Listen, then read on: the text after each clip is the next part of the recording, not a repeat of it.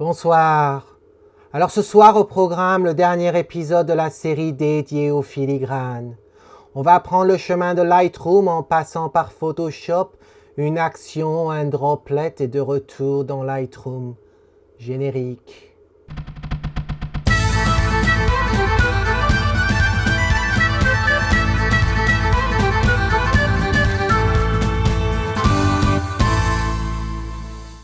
Alors si tu te rappelles bien, au mois d'octobre dernier, on a commencé cette série dédiée au filigrane. On a vu comment transformer le fond d'une image en transparent, ce qui peut être pratique si tu veux utiliser une image pour ton filigrane. On a vu ensuite comment créer simplement un filigrane dans Lightroom, dans le module d'exportation.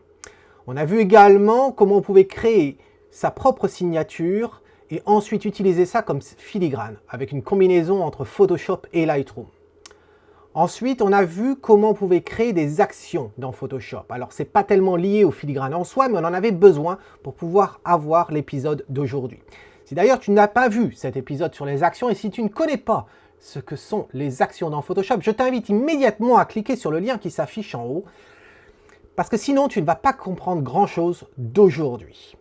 Alors aujourd'hui, qu'est-ce qu'on va faire? On va pousser l'étape un peu plus loin. Je vais te montrer comment je crée un des types de filigrane que j'utilise aujourd'hui. Ensuite, je vais finir cette vidéo avec une sorte de petite conclusion, ma pensée sur les filigranes. Je sais que beaucoup attendent un conseil sur ce qu'il faut faire et ce qu'il ne faut pas faire. Donc j'ai d'ici la fin de la vidéo pour me creuser la tête et trouver ce que je vais bien pouvoir te dire. Alors, pour le filigrane, pourquoi j'ai décidé de faire quelque chose de différent? En fait, il y a à peu près 6 mois de ça, j'en avais marre des filigranes que j'utilisais. Jusqu'à présent, j'ai toujours utilisé une technique très simple qui consiste à utiliser une image, un PNG. Pourquoi PNG? Parce que c'est le format d'image qui reconnaît la transparence. Alors, voici l'image, le type d'image que j'ai toujours employé, c'est-à-dire en fait un texte que je crée dans Photoshop, souligné de rouge avec un trait rouge, mon logo, tout ça sur un fond transparent. J'utilisais ça ensuite dans Lightroom au moment de l'exportation et voilà, toutes mes images étaient marquées de la façon. Cela dit, j'ai jamais trop aimé le résultat. Pourquoi? Parce que même avec l'option dans Lightroom de régler la taille du filigrane proportionnellement à celle de l'image, j'ai trouvé que le résultat était vraiment visuellement pas terrible. Pourquoi? Surtout sur un blog où on se retrouve à avoir des photos une fois qui sont verticales, d'autres qui vont être horizontales. Et donc du coup, quand elles sont originales, elles sont toutes originales, bien sûr qu'elles sont originales. Quand elles sont horizontales, eh bien le filigrane est plus large que les photos à la verticale. Et du coup, quand on les regarde séparément, ça va, mais quand on les regarde dans une page web, j'ai vraiment pas aimé le résultat. On avait toujours l'impression que d'avoir un tout petit filigrane pour les verticales, un gros filigrane pour les autres, c'était pas l'idéal. J'ai même essayé de régler d'avoir toujours le même. Et à ce moment-là, on se retrouve à avoir un filigrane qui est beaucoup trop gros par rapport à la taille d'une photo verticale, ça ne va pas. Et donc du coup, j'ai trouvé une alternative il y a à peu près 6 mois de ça et j'ai décidé de l'utiliser. Alors je vais te montrer à quoi ressemble cette alternative. Je vais te montrer dans le blog. Voici un extrait d'un article blog que j'avais fait au mois d'octobre sur une série photo d'avant-mariage. Alors voilà l'image horizontale. Celle-là, j'utilise toujours la même technique, donc toujours avec ce fichier PNG. Mais pour la version verticale, voilà à quoi ça ressemble. Alors j'agrandis un peu plus pour qu'on puisse voir. Donc c'est une photo classique de ratio 2/3, mais en fait j'ai transformé cette image en un carré, ce qui m'a permis d'avoir en fait une bande blanche sur laquelle j'ai pu apposter mon logo et le titre, voilà, donc qui est en fait l'adresse de mon site, tout simplement. Et bien je vais te montrer aujourd'hui comment je fais ça, et je fais ça à partir de Lightroom, de Photoshop, et pour revenir dans Lightroom. Allez, c'est parti, on y va dans Lightroom. Alors qu'est-ce qu'on va faire dans Lightroom? Eh bien, tout simplement, on va prendre une photo exemple, phototype. Alors, voici une photo de mariage, format 2/3, même si elle n'était pas de 2/3, même si elle était de 4/5, on pourrait toujours le faire, mais pour ça, j'ai deux actions bien distinctes. Une pour le 4/3, une pour le 2/3. Donc, comme la majorité des photos que l'on sort ont tendance à être en 2/3, j'ai décidé de le faire, ce tuto, avec du 2/3. Alors, ce qu'on va commencer par faire, c'est exporter cette image. Donc là, je vais faire exporter. Et qu'est-ce qu'on y trouve? Dans le menu exporter, en fait, dans ce panneau, on a les paramètres prédéfinis. Alors, moi, tu peux regarder, j'ai site vertical blog, j'ai aussi site horizontal blog, site Facebook, etc. En fait, qu'est-ce qu'on y trouve? On y trouve donc l'emplacement d'exportation. C'est là où tu vas, la destination de ton image une fois exportée. Là, rien de particulier. Pour le tutoriel, j'ai en fait créé un répertoire sur le bureau qui s'appelle Watermark Image. Ensuite, le renommage. Pas grand-chose à voir avec le sujet d'aujourd'hui, mais bon, bref, c'est pour la petite histoire. Ça correspond en fait au titre que l'on a dans les métadonnées. Je ferai une petite vidéo astuce du jour sur le sujet d'ailleurs, puisque je trouve ça assez sympa. Il y a une petite astuce à connaître. Ensuite, paramètres du fichier. Alors là, ça devient intéressant parce qu'effectivement, JPEG, bien sûr, qualité à 100, ça me va très bien. Espace colorimétrique. Alors là, c'est intéressant. Je choisis le SRVB. Pourquoi? Parce que le SRVB, c'est l'espace colorimétrique pour le web. Donc ça ne sert à rien d'exporter tes photos en ProPhoto, en Adobe RGB, tout simplement parce que la majorité des navigateurs vont pas te le montrer, et puis tu risques d'avoir des tons qui diffèrent. Donc je te conseille d'utiliser le SRVB. Ensuite, le redimensionnement. Alors là aussi, c'est intéressant. Moi, j'ai choisi de pouvoir avoir des grandes photos sur mon blog, surtout à l'heure actuelle où on a beaucoup des écrans haute définition, que ce soit les Retina Display, que ce soit sur les ordinateurs ou sur les tablettes ou sur les téléphones portables. Donc c'est pour ça que j'ai choisi du 2000 pixels, qui est quand même pas mal du tout, sur une résolution de 96. Voilà. Ensuite, pour la netteté, bon, ça va être utilisé que pour l'écran, donc gain standard, voilà, ça va. Et puis filigrane, attention à ne pas mettre le filigrane. Voilà, on décoche ça. Ensuite, on va faire exporter. Et alors, quand je l'exporte, en fait, eh bien, on va aller dans le fameux répertoire en question que j'ai créé. Le voici, le Watermark Image, et on y trouve notre photo.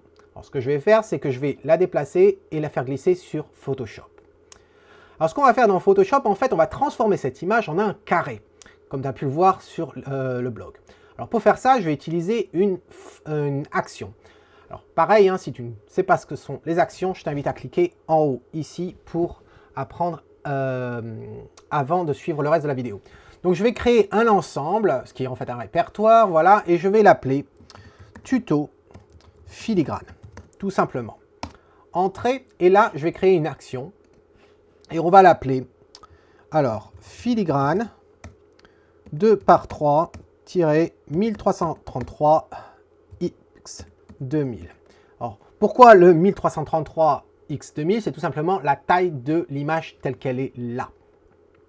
Alors, j'enregistre et là, tu vois le point rouge qui t'indique « Attention, ça tourne, ça enregistre ce que je vais faire ». Donc là, je vais agrandir mon image. Mais je ne vais pas aller dans la taille image, je vais aller dans la taille de la zone de travail. Alors pour ça, on va dans le menu image et on fait taille de la zone de travail. Voilà. Et là, tu t'aperçois que l'image actuelle est bien 1333 pixels par 2000. Donc, ce que je veux en faire, c'est un carré. Donc, il va falloir que ma largeur fasse 2000 également. Donc, je fais 2000. Et je ne veux pas que ça me fasse, que ça s'élargisse partout. Je veux qu'elle s'élargisse sur la droite. Donc, je vais cliquer sur la flèche du milieu, pointant vers la gauche. Comme ça, ça me montre toutes les autres flèches dans la direction de la bande blanche qui va être créée. Bien sûr, je veux la couleur d'arrière-plan en blanc et je fais OK. Voilà. Le tour est joué. Maintenant, il ne nous reste plus qu'à apposter notre logo du jour. Alors, pour le logo du jour, on va faire Fichier, Importer et Incorporer. Dans le répertoire, j'ai le logo du jour, le smiley. Voilà, je trouve que ça va être pas mal du tout à côté d'une photo de mariage. Je sais, c'est un peu mauvais goût, mais c'est comme ça, au moins tu t'en rappelleras. Alors, qu'est-ce qu'on va faire? Eh bien, on va redimensionner en fait cette image qui est bien trop grande. Donc, tu te rappelles peut-être un des premiers épisodes que j'avais fait sur Photoshop. On va appuyer sur Shift et sur Alt sur Mac ou sur Option en Windows. Et on va aller sur un coin et on va faire glisser vers le centre de l'image. Voilà, pour la réduire. Je pense que ça, c'est une bonne taille. Je vais cliquer sur Entrée. Ensuite, je vais cliquer sur l'image et essayer de la mettre plus ou moins au centre de la bande blanche. Et puis, je vais la descendre pour la mettre, voilà, non, je vais lever un petit peu, comme ça serait pas mal. Le tour est joué pour cette image. Qu'est-ce qu'on va faire? On va l'aplatir. Pourquoi? Parce que cette image, on va vouloir la sauvegarder en JPEG. Le JPEG ne comprend pas les différents calques, et là, tu t'aperçois qu'on a bien plusieurs calques dans le panneau des calques. Donc, pour aplatir l'image, on peut le faire soit dans le menu calque en haut ou bien un simple clic droit sur un des calques et on descend, on fait aplatir l'image. Voilà, tout simplement. Maintenant qu'elle est aplatie, l'image, eh bien, on va sauvegarder ce fichier. Donc, on va faire sauvegarder et on va d'ailleurs écraser le fichier en question. Qualité 12 maximum, c'est très bien, on fait OK. Et là, on va fermer notre image. Donc, je ferme l'image ici. Et là, maintenant, uniquement maintenant, je vais arrêter l'enregistrement de mon action. Voilà. Alors, regardons dans le répertoire. On a bien donc notre photo qui s'est bien faite écraser par les modifications qu'on a faites dans Photoshop. Alors, ce qu'on va faire maintenant, c'est tester l'action qu'on vient de créer. Alors, pour la tester, eh bien, je vais simplement supprimer cette image. Voilà, je la supprime, je retourne dans Lightroom et je l'exporte de nouveau sans rien changer. Voilà. Là, je retourne dans Photoshop, je fais apparaître le navigateur et on se retrouve à voir notre image. Maintenant, je la reglisse de nouveau dans Photoshop et je vais sélectionner l'action. Donc, filigrane, voilà en haut, et je vais appuyer sur exécuter. Et voilà, elle a disparu. On va regarder dans le navigateur et il m'a bien créé. Donc, on sait à partir de ce moment-là que l'action fonctionne. Alors maintenant, ce qu'il va falloir faire, c'est en fait trouver une technique pour pouvoir exécuter cette action à partir de Lightroom. Et tu vas voir, c'est faisable grâce à ce que l'on appelle un droplet. Alors, je vais supprimer ce fichier-là, ici, dans le répertoire, on n'en a pas besoin. Et alors, pour créer un droplet, en fait, il suffit simplement d'aller dans Fichier, Automatisation, créer un droplet. Droplet en anglais, ça veut dire petite goutte. Va savoir pourquoi ils ont appelé ça, va savoir pourquoi ils l'ont laissé tel quel en français également. Peut-être que petite goutte, ça n'avait pas trop de sens. Alors, je suppose qu'ils l'ont appelé petite goutte en anglais au départ, tout simplement parce que un droplet, c'est quoi? C'est un petit programme, tout petit, qui permet en fait d'exécuter une action de Photoshop par un programme tiers à l'extérieur, ou bien par elle-même. Donc, qu'est-ce qu'on va faire? On va sélectionner le nom du droplet. Alors, on sélectionne et là, on va aller tout simplement dans le répertoire de base. Voilà, le watermark image. Ça va être notre répertoire pour le moment. Après, on va déplacer ce fameux fichier. Au niveau du nom, le nom va très très bien. Et puis, tu t'aperçois qu'il a donc une extension .app.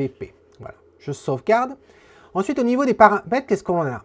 Il va falloir sélectionner un ensemble. Donc là, il est déjà sélectionné, tuto filigrane. Il est sélectionné là maintenant parce que ce n'est pas la première fois que j'enregistre cette vidéo. Tout simplement, j'ai fait un essai avant. Donc, c'est pour ça qu'il est déjà présélectionné. L'action en question, eh bien, il n'y en a qu'une, donc c'est forcément celle-ci. Et quand on regarde les autres paramètres dessous, on n'en a pas besoin. En fait, il n'y a pas d'instruction, on n'a pas créé d'instruction dans cette action-là. On n'a pas non plus créé de sous-dossier. Et puis, on n'a pas de boîte de dialogue qui va s'ouvrir. On le voit bien, hein, toutes les croix ici sont décochées. Ici, ensuite, supprimer les avertissements. Oui, on n'en a pas, on peut les laisser. Les profils colorimétriques, on ne va pas avoir le problème. Et en cas d'erreur, eh bien, on va arrêter. Au niveau de la destination, on ne va pas la définir. On va laisser Lightroom définir la destination. Et maintenant, je vais cliquer sur OK. Alors maintenant, si on regarde dans le répertoire, on s'aperçoit qu'on a bien notre petit programme qui s'est créé, le fameux fichier app. Bon, maintenant, on va aller dans Lightroom et je vais te montrer quelque chose que tu n'avais peut-être pas conscience. Dans le module exporter, on appuie sur exporter et regarde, tout en bas, il y a marqué post-traitement. Alors dans post-traitement, par défaut, tu as ne rien faire. Mais regarde, quand tu cliques dessus, tu as la possibilité d'ouvrir Adobe Photoshop ou d'ouvrir une autre application. Ou bien d'afficher l'image que tu viens d'exporter ou les images que tu viens d'exporter, de l'ouvrir dans ton navigateur. Là, c'est marqué le Finder parce que je suis sur un Mac. Mais tu as aussi l'autre option, atteindre maintenant le dossier export action. Et là, c'est un répertoire important. Parce que dans ce répertoire, si tu veux, on va y glisser le fameux droplet. Alors, je vais ouvrir l'autre répertoire, le voici, dans lequel on a fait l'export de notre droplet. Et je vais simplement cliquer et le déplacer dans ce répertoire. Je vais pouvoir supprimer le répertoire, le fichier dans notre répertoire watermark image, on n'en a plus besoin. Et maintenant, regarde, si je retourne dans Lightroom, dans après l'exportation et dans le menu déroulant, tu t'aperçois que maintenant, on trouve tuto filigrane vertical 2x3, 1333, 2000. Et regarde ce qui va se passer. Je me prépare, je vais être sûr qu'on le voit bien. Je vais faire exporter. Je ne change rien d'autre, je fais simplement que exporter. Je retourne vite fait dans le... Regarde, il nous crée le fichier et ça va aller très vite. Tu l'as vu? Alors, qu'est-ce qui s'est passé? En fait, Lightroom nous a sorti notre image. ensuite à appeler le fameux petit programme, le fameux droplet. Le droplet, lui, a lancé Photoshop si Photoshop n'était pas lancé déjà. Photoshop était déjà ouvert. Il a appelé la fameuse action qu'on a créée. L'action nous a pris le fameux fichier, nous l'a modifié, nous l'a enregistré, et nous voilà où nous sommes maintenant. Donc c'est quand même assez intéressant. Que tu veuilles l'utiliser pour un filigrane ou pas, tu peux imaginer plein de choses. Imagine qu'il y a certaines actions que tu souhaites faire, jeu de mots non voulu, plusieurs traitements que tu veux faire dans Photoshop, que tu ne peux pas faire dans Lightroom, et tu décides de le faire une fois que tes photos ont été exécutées dans Lightroom. Eh bien, tu peux appeler n'importe quelle action de traitement, comme l'action qu'on avait créée dans l'épisode précédent, où j'avais fait un traitement de couleurs et d'effets mat sur une photo de ma fille. Si tu n'avais pas vu l'épisode, je t'invite à cliquer sur le bouton en haut, à droite. Voilà, donc ça peut être très pratique. Donc voilà l'astuce sur comment je crée mon filigrane. Alors, c'est sûr que mon filigrane demande un peu plus de travail que simplement à poster un PNG, puisqu'en fait, le PNG dans cette histoire-là, c'est uniquement le logo. Le texte, lui, je le crée à la mano durant la création de l'action. Le trait rouge, pareil. Et le centrage, pareil, il se fait durant l'action. Donc c'est une action assez non lourde, mais bon, qui prend un peu de temps, qui m'a pris un peu de temps pour la créer. Je peux te la montrer. Elle est ici. Alors on va dans mon répertoire, dans mon ensemble. Et là, tu t'aperçois donc que j'ai mon fameux watermark ici, donc qui est 1333 par 2000, pareil. Et j'en ai un autre, qui est le 1600 par 2000. Alors 1600 par 2000, pourquoi? Parce qu'il est plus large. Et pourquoi il est plus large? Eh bien, c'est pour les fameuses photos quand elles sont au format 4/5e. Et à ce moment-là, ça fonctionne. Voilà. Alors, ce que tu vas trouver dans l'article blog, cette fois-ci, c'est je vais t'exporter l'action que j'ai créée comme ça devant toi. Je vais te fournir le même répertoire que j'ai utilisé, je vais te fournir le fameux smiley. Comme ça, tu vas pouvoir t'entraîner à tester, tu vas pouvoir importer ton image, tu vas pouvoir importer l'action et essayer de le faire marcher.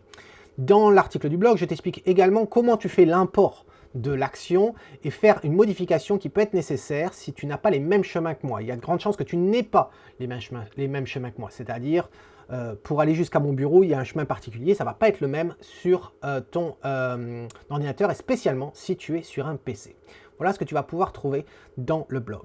Alors, comme j'avais prévu, il va falloir trouver une conclusion à cette série sur les filigranes. Alors, au départ, j'avais dit que j'allais faire cette série sur les filigranes tout simplement parce qu'il y avait beaucoup d'images qui étaient apparues sur le Tom Igo Photography Club et puis également dans les live shows où je voyais des filigranes qui étaient assez rocambolesques par peine de trouver un meilleur mot.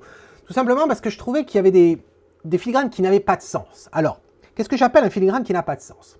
Combien de fois as-tu vu une photo où il y a un énorme filigrane et puis surtout il y a le symbole du copyright?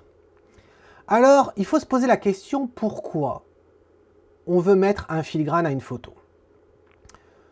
Déjà, ça va déterminer la taille. Alors, on va abattre l'idée préconçue qu'un filigrane sert à protéger la photo.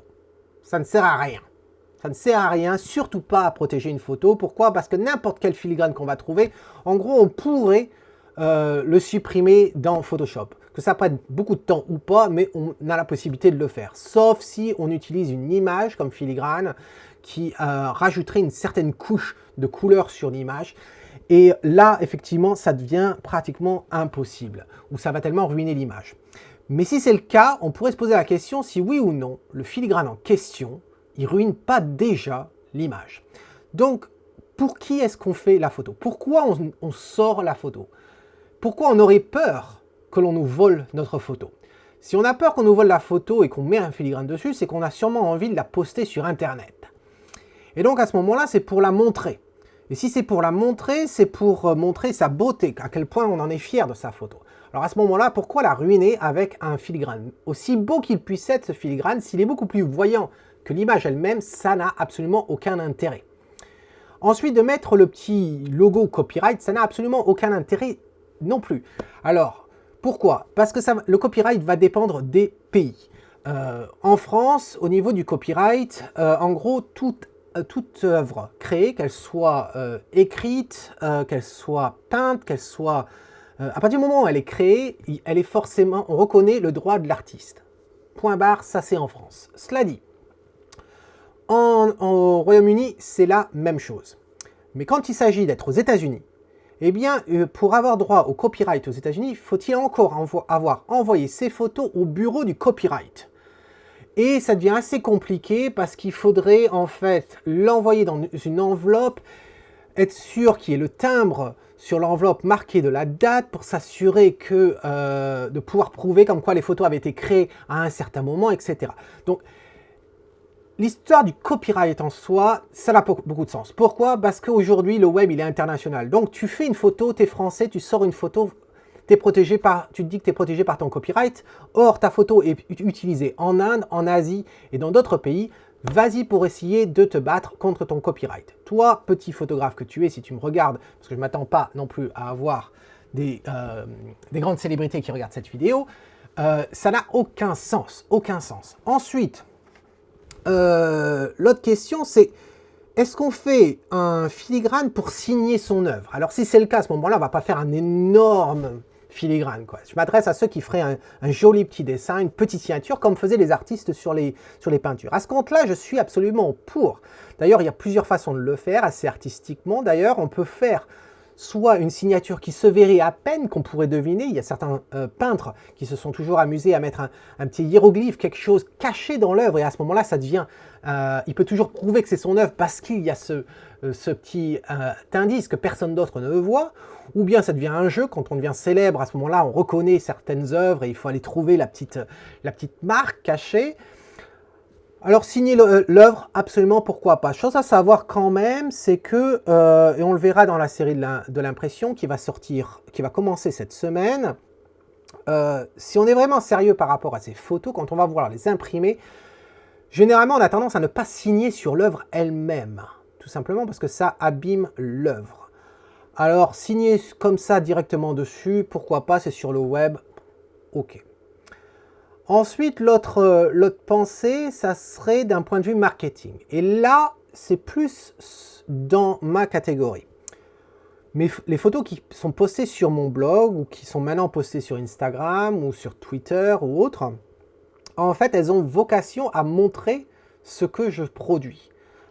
Et la raison pour laquelle j'ai choisi ne pas simplement écrire Tom Migaud Photographie, mais de mettre l'adresse de mon site tommigauphotography.com, c'est parce que je sais que sur Pinterest par exemple, mes photos sont taguées, elles sont prises, mises sur des tableaux, etc., des tableaux virtuels, et donc les gens qui regardent des photos de mariage ou autres, des portraits, se disent tiens mais qui c'est qui a pris cette photo, etc., et je peux retrouver avoir mes photos qui sont balancées partout dans le monde, et Dieu sait, il y a certaines personnes qui me contactent pour faire des mariages ici en Écosse, après avoir être tombé sur certaines de mes photos, et elles me trouvent grâce au filigrane qui est marqué sur mes photos de mariage.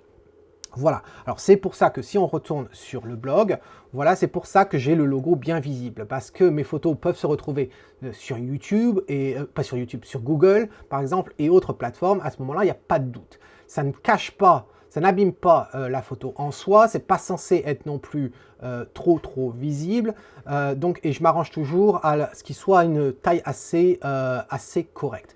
Donc ça, c'est l'aspect marketing du filigrane. Et donc à ce moment-là, c'est normal qu'il soit un peu plus gros qu'une simple petite signature. Dans la moyenne, je dirais que j'ai regardé, avant de faire cet épisode, je suis allé sur le Tom Migaud Photographie Club pour aussi trouver des photos dont le filigrane n'était pas terrible. Alors il y en a 2-3 par-ci par-là de cette année. Je trouve qu'au fil des années, les gens se sont améliorés à créer les filigranes sur les photos. Ça me fait toujours un peu rire quand je vois certaines photos avec le mot photographe dessus ou photographie, quand il s'agit d'amateurs qui n'ont pas de grande ambition. Alors je ne dis pas ça d'un aspect négatif, je dis simplement sur des photos qui sont des photos d'essai. Marquées par exemple Joseph Photographie, ça veut dire quoi? Voilà, il faut se poser un peu la question de ce que ça veut dire. Est-ce que c'est pas un peu vulgairement péter un peu plus haut que son cul? Alors désolé pour être très vulgaire, mais c'est un petit peu vrai quand même. Je parle vraiment des photos qui n'ont absolument pas d'ambition. Et donc des photos personne ne serait réellement intéressé, c'est juste des photos d'essai et on décide de les poster sur des réseaux sociaux pour avoir des commentaires. Je trouve que c'est un peu curieux. Voilà. Si on est vraiment sérieux, qu'on a vraiment envie de publier son image, etc., pourquoi pas? Mais sinon, Joseph Photographie, je ne sais pas si on va s'en rappeler. Ou s'il y a vraiment besoin de se rappeler de sa photo. Mais bon, voilà. Alors, j'ai quand même pris certains exemples issus des photos qui ont été soumises lors de live cette année. Alors, des signatures que j'ai trouvées sympas. Alors, voilà une de Nicolas Turluet qu'on voit souvent dans le live. Je trouvais sympa les lettres et tout. C'est sobre, j'aime bien. Ensuite, une autre de Nicolas Savignac. Déjà, j'aime bien la photo. Mais j'aime bien cet aspect un peu signé comme sur un tableau. J'aime beaucoup. Ensuite, celle-là, je trouve ça intéressante. Alors, pourquoi je l'ai mise? Parce que ça nous fait une variante qui est un peu à la verticale et qui gâche pas la photo. Ensuite, celle-ci. Alors, celle-ci, je l'ai prise parce que c'est une image PNG qui a été utilisée pour faire le filigrane. Et j'ai trouvé que c'est assez sobre et voilà, que si on se demandait d'où c'est qu'elle sort, on se dirait, tiens, il y a quelque chose qui s'appelle Dimension Nature, et à ce moment-là, on pourrait taper dans Google, essayer de trouver Dimension Nature pour savoir un peu plus ce que c'est. Et enfin, la dernière, eh bien, de Michael Bailey. Pourquoi je l'ai mise? Simplement parce qu'en fait, il l'a faite après la vidéo que j'avais sortie sur le filigrane, comment le faire à partir de sa propre signature. Et j'ai trouvé qu'il avait fait un très très bon exemple, et j'ai vu qu'il a continué. Continue comme ça, Mike, à signer tes offres. Je trouve que c'est sympa, tu as une belle signature. Donc voilà tout ce que j'avais à dire en fait sur le filigrane. Comme d'habitude, il y a l'article blog, comme je disais tout à l'heure. Il y a le fameux un fichier zip qui va contenir donc le smiley, l'action que j'ai créée là devant toi, et tu vas pouvoir t'entraîner à créer cette technique, à utiliser un droplet, lancer des actions, etc. Si tu as la moindre question, n'hésite pas dans le blog, dans la partie commentaires, mets-moi des commentaires. D'ailleurs, petite parenthèse, pour ceux d'entre vous, et là je m'adresse à tous ceux d'entre vous, pas simplement toi qui me regarde, mais tous les autres qui vont m'entendre. Certains d'entre vous ont posté des commentaires dans le blog depuis le nouveau site. Je vous en remercie, c'est génial. Certains d'entre vous m'ont rapporté un problème qui était quand on était sur la version française du site et qu'on poste un commentaire. Une fois qu'on poste le commentaire, la page se recharge et là on tombe sur le même article blog mais la version anglaise. J'ai enfin réglé ce problème. Donc maintenant c'est facile de poster un commentaire. D'ailleurs, il ne faut pas oublier, il y a une petite case on peut cocher. Ça permet d'être alerté quand il y a un autre commentaire qui est posté. Voilà. Donc ça c'est pour le blog. Comme d'habitude, j'adore les pouces. Je suis obsédé par les pouces. Alors montre-moi que tu as trouvé cette vidéo intéressante avec un pouce. Et puis bien sûr, si tu n'aimes pas mon blog, n'hésite pas à mettre un commentaire sous la vidéo. Mais tu vas manquer des informations, mon gars. Tu vas manquer. Donc en attendant la prochaine fois, eh bien c'est Tom Migo qui te dit, si tu aimes ce que tu vois, capture-le. Cheers.